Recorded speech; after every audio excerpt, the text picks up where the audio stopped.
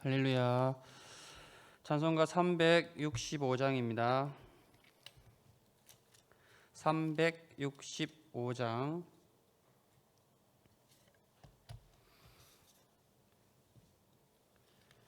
마음속에 근심 있는 사람 주 예수 앞에 달래어라.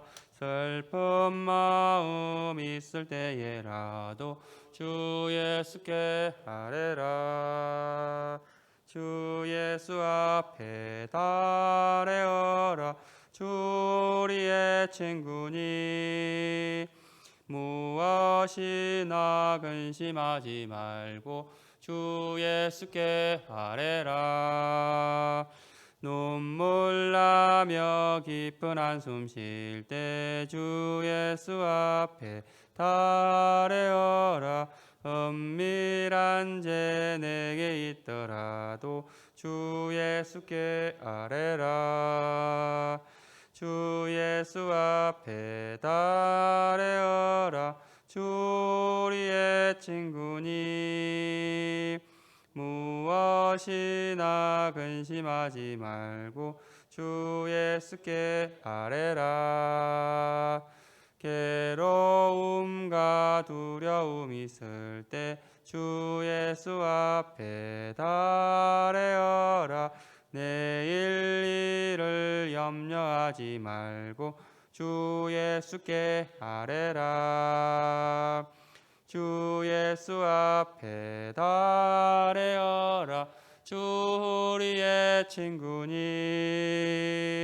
무엇이나 근심하지 말고 주 예수께 아뢰라. 죽음 앞에 겁을 내는 자여 주 예수 앞에 달래어라. 하늘나라 바라보는 자여 주 예수께 아뢰라. 주 예수 앞에 달래어라. 주 우리의 친구니 무엇이나 근심하지 말고 주 예수께 아뢰라. 사도신경으로 신앙 고백드리겠습니다. 전능하사 천지를 만드신 하나님 아버지를 내가 믿사오며 그 외아들 우리 주 예수 그리스도를 믿사오니 이는 성령으로 잉태하사 동정녀 마리아에게 나시고 본디오 빌라도에게 고난을 받으사 십자가에 못 박혀 죽으시고 장사한 지 사흘 만에 죽은 자 가운데서 다시 살아나시며 하늘에 오르사 전능하신 하나님 우편에 앉아 계시다가 저리로서 산자와 죽은 자를 심판하러 오시리라. 성령을 믿사오며 거룩한 공회와 성도가 서로 교통하는 것과 죄를 사하여 주시는 것과 몸이 다시 사는 것과 영원히 사는 것을 믿사옵나이다. 아멘. 네, 하나님의 말씀은 요한복음 20장입니다.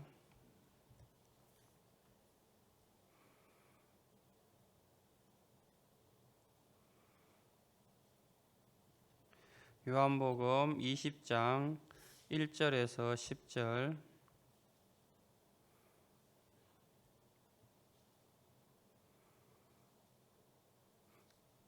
요한복음 20장 1절에서 10절 제가 봉독해 드리겠습니다.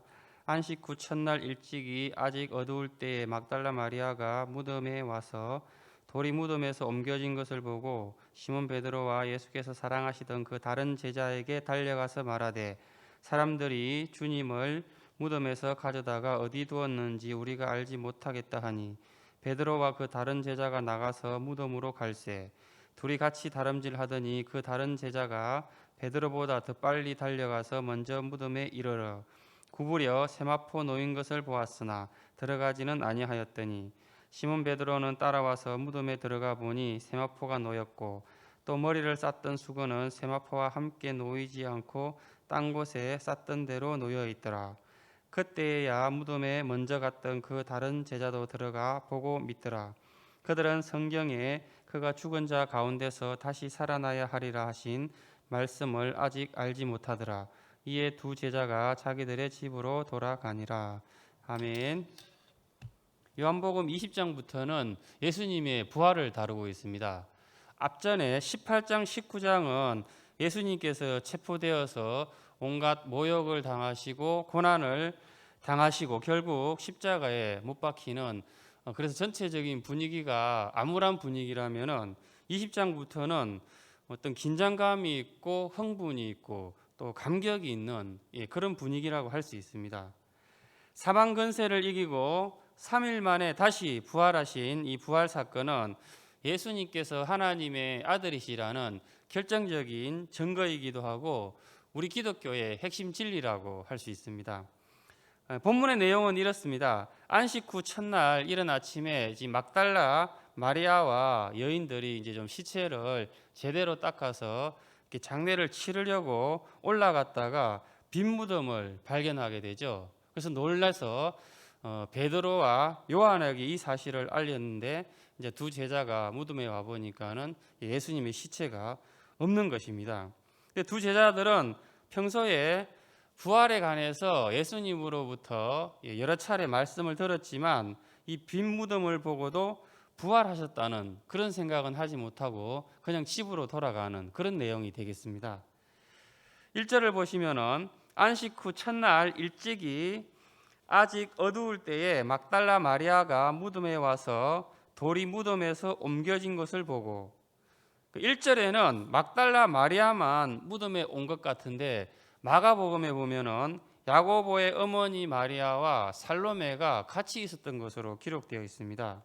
모순되는 것처럼 보이지만 2절에 보면은 지금 마리아가 베드로와 요한에게 달려가서 시체가 없다라고 말을 하지 않습니까? 그때 보면은 2절 후반부에 보면은 우리가 알지 못하겠다 이런 표현을 합니다.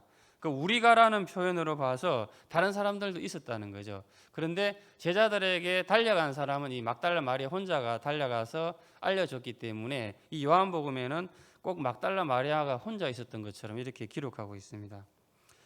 이 막달라 마리아는 특별하게 성경에 자세하게 이름이 기록된 여인 중에 하나입니다. 7 귀신에게 고통을 당하다가 치유를 받았던 그 여인인데 후에 이제 예수님을 만난 이후에 은혜를 입고 난 이후에는 자기 머리카락으로 예수님의 그 발을 씻은 뒤에 향유 담은 옥합을 깨뜨려서 예수님으로부터 큰 칭찬을 받기도 했고 후에는 예수님 십자가 돌아가실 때 마지막까지 십자가 밑에 있었던 그런 여인입니다. 한편 여인들이 무덤 입구에 와서 보니 돌문이 옮겨져 있는 것을 발견합니다. 그 돌문은 보통 입구 전체를 막기 때문에 일반적으로는 우리 성인 키보다 크다고 보시면 됩니다. 그리고 유대 장례 풍습으로는 세워놓은 돌이 움직이지 않도록 그 바닥을 파서 홈을 파서 이렇게 큰 바위를 이렇게 세워두거든요. 그래서 웬만한 장정이 몇 명이 아니고서는 절대 움직일 수 없다는 것입니다. 3절을 보면은 이제 이런 상황에서 무덤이 비어 있었고 마리아로부터 연락을 받은 두 제자가 달려갑니다. 그러니까 지금 이 상황 자체가 예수님의 부활이 사실임을 증거하는 증거 중에 하나가 됩니다. 그 당시에는 이제 제자들이 시신을 훔쳐갔다는 소문이 돌았었는데 만약 그게 사실이라면은 우선은 이 수제자인 베드로나 또 제자 가운데 요한이 중심적인 역할을 했지 않습니까? 예수님께 사랑을 받고 예수님하고는 또 이종 사촌 관계고 또 십자가에서도 끝까지 남았던 제자가 요한인데 베드로나 요한이 이런 사실을 모르는 상황에서 다른 제자들이 예수님의 시체를 훔쳐갔을 리가 없다는 것입니다. 그리고 훔쳐갔다면은 마리아의 이야기를 듣고 이렇게 놀라서 무덤으로 달려갈 수가 없다는 것이죠. 4절 5절 보시면은 둘이 같이 다름질 하더니 그 다른 제자가 베드로보다 더 빨리 달려가서 먼저 무덤에 이르러 구부려 세마포 놓인 것을 보았으나 들어가지 아니하였더니, 그 요한이 베드로보다는 젊기 때문에 아무래도 달리기가 빠를 수밖에 없습니다. 근데 이제 먼저 도착한 요한은 들어가지 않고 밖에 서 있습니다. 평소에 좀 내성적이고 조심성이 많은 이 요한은 놀랍기도 하고 당황스럽기도 하고 지금 사태를 파악하고자 이게 무슨 상황인가 지금 잠깐 생각을 한 것 같습니다. 그리고는 자기 혼자 들어가는 것보다는 베드로가 오면은 같이 들어가는 게 좋겠다라고 그렇게 판단을 한 것 같습니다. 6, 7절도 중요한 것이 이 무덤 안의 당시 상황을 묘사하고 있기 때문입니다. 시몬 베드로는 따라와서 무덤에 들어가 보니 세마포가 놓여 있었고 또 머리를 쌌던 수건은 세마포와 함께 놓이지 않고 딴 곳에 쌌던 대로 놓여 있더라. 세마포는 그 장례용 수이지 않습니까? 그러니까 한쪽에 개어 있고 세마포가 머리를 쌌던 수건은 세마포와 같이 개어 있는 게 아니라 머리 쪽에 머리를 쌌던 그대로 동그랗게 말려 있습니다. 그러니까 이런 정황 때문에 부활하실 때 어떤 그 신비로운 방법을 통해서 수의와 머리를 감싼 수건으로부터 저절로 이렇게 몸이 빠져나온 게 아닌가 그렇게 추측하기도 합니다. 그리고 이 부분 역시 제자들이 시신을 훔쳐갔다는 주장에 대한 중요한 그 반박 근거가 됩니다. 시신을 훔쳐가면서 세마포를 굳이 벗기고 가져가는 것도 일단 이상하고, 만약 벗기었다 치더라도 이렇게 한쪽에다가 잘 개어놨지 않습니까? 그것도 이상하고, 머리에 이 수건도 그렇습니다. 풀어 헤쳐져 있어야 되는데 꼭 그 매미가 허물을 벗듯이 입고 있는 상태에서 몸만 쏙 빠져나온 거죠. 그러니까 이런 상황에서 이렇게 훔쳐간다는 게 비현실적이라는 것입니다. 8절, 그때야 무덤에 갔던 그 다른 제자도 들어가 보고 믿더라. 그때 믿었다는 것은 부활을 믿었다는 게 아니라 지금 시체가 마리아의 말대로 없어졌다는 사실을 믿었다는 것입니다. 요한이.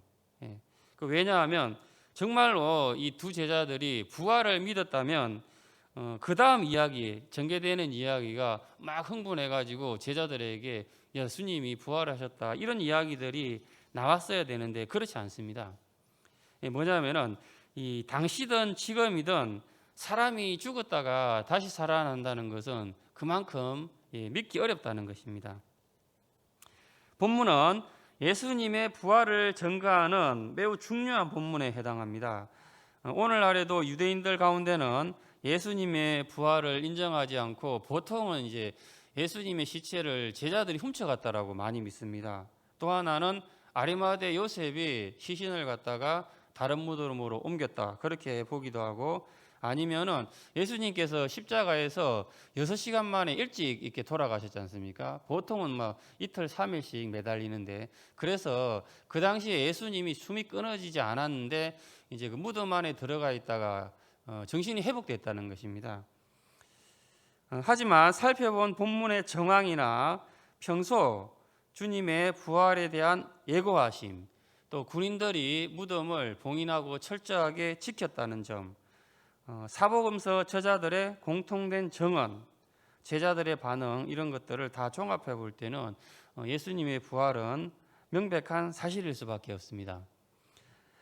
기독교는 부활의 종교로 부활이 없다면 존재할 수 없습니다. 그래서 기독교의 역사의 위대함은 예수님의 탄생이나 십자가의 죽음에 있지 않고 보통 부활이 있다라고 이야기합니다. 그래서 바울도 예수님이 만약에 부활하시지 않았다면 고린도전서 14장에 보면은 우리의 전파하는 것도 헛것이고 우리의 믿음도 헛것이라는 이런 표현을 했습니다.